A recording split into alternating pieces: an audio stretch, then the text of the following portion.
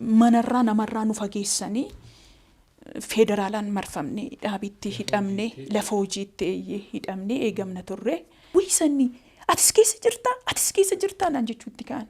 Buleettinnaa wajjiniin hidhamteertu dubartootni anaaf ishee duwwaa turre. Isheen musliimadha Najaat Muhammad jedhamti. Ulfa ji'a torbaadha.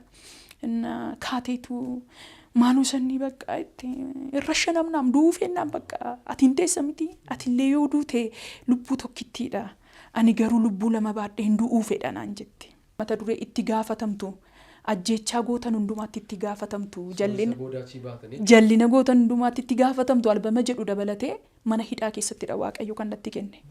Qaamni isaa kan hin beekamne halkan barii halkan sa'aatii 11tti dhukaas irratti banamee nama 5 ta'anii reebanii dhukaas irratti bananii xiyyitiin itti tokko'ee mataatti naquuf gaafa hidhan harka of jala qabee tokko mataa harka keessa ba'ee dudduubaan itti naqanii sombasaa keessa bu'ee hospitaala Gallee Phaawulosiin galee bakka haala dhumaaf haala sodaachisaa irra jira.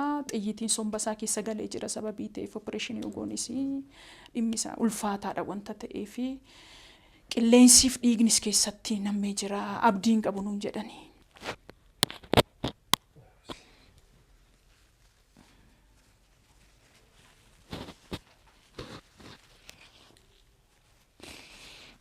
Biddeen gaddaan qophaa kun nyaadhee qophaa kun coobee qophaa kun boo'ee